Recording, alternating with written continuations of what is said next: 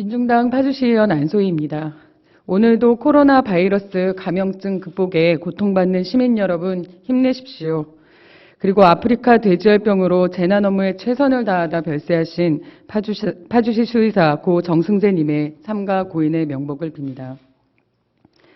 코로나19 사태로 서민들이 생존 위기에 내몰린 지금 재난기본소득이 필요하다는 제안이 많이 나왔습니다. 정부도 긴급 재난지원금 도입을 발표했습니다. 정부는 현금이 아닌 지역 상품권이나 전자화폐로 지급해 예금이나 공과금 납부로 사용되지 않고 소비로 이어지게 한다는 계획입니다.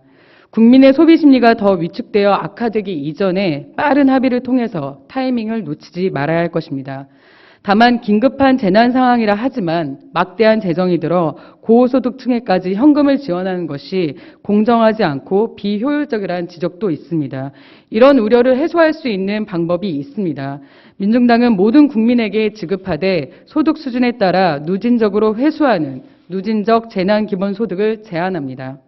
민중당이 제안하는 누진적 재난기본소득은 우선 모든 국민에게 100만 원을 현금으로 지급합니다. 다음으로 내년 연말정산 때 기본공제를 없애고 근로소득공제를 정비해서 고소득층에게는 소득 수준에 따라 일정 금액을 환수합니다. 면세점 이하 소득자나 무직자는 100만 원이 그대로 지급되지만 상위 10%에 해당하는 연소득 8천만 원부터는 환수액이 100만 원보다 많아지도록 하여 고소득층에 대한 증세가 이루어집니다. 적어도 이번만큼은 공동체가 겪는 고통에 책임을 함께 짊어지자는 취지입니다. 모든 국민에게 100만 원씩 지급하려면 52조 원이 필요합니다. 민중당의 누진적 재난기본소득을 적용한다면 최소 13조 원 이상은 연말정산 때 누진적 세금 환수로 재원을 확보할 수 있습니다. 여기에 기금여유 재원 정비, 대기업 및 고소득층 비과세 감면 정비 등을 병행하면 국채 발행액은 더욱 줄일 수 있습니다. 민중당의 누진적 기본소득의 특징은 첫째, 보편적으로 지급됩니다. 코로나 사태로 인한 서민 경제 위기는 전방위적입니다. 특히 계층이나 지역만으로 선별적으로 지원하게 되면 해당 집단에 속하지 않았지만 실제로 피해를 입는 사람들이 제외될 수 있습니다. 피해를 입증하는 과정에서 불필요한 사회적, 행정적 비용은 물론 형평성, 소모적 논란이 발생할 수 있습니다. 적기를 놓칠 수도 있습니다.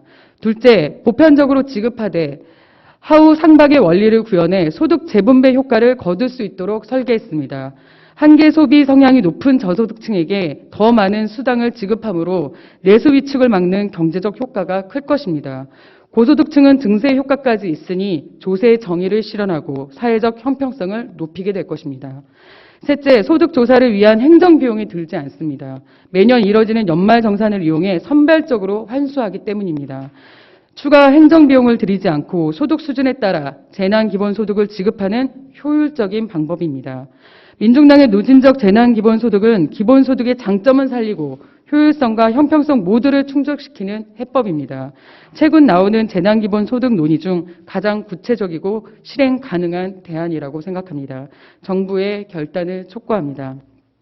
끝으로 파주시의회 이번 원포인트 코로나19 추가경정 예산안 심사 과정에서 정당의 당리당략을 앞세워 의회 민주주의와 재난 비상대책 체계의 소임을 다해야 하는 의회의 역할을 그리고 그 역량을 소목해야 한 미래통합당 개개인 의원들의 일련의 태도와 입장에 대해서 시민들께 반성과 사과가 필요하다고 생각합니다. 우리 의회 의원 모두는 긴장성을 놓치지 말고 코로나19 재난극복 현안에 임해야 할 것입니다. 이상 5분 자유발언을 마치겠습니다. 경청해 주셔서 감사합니다.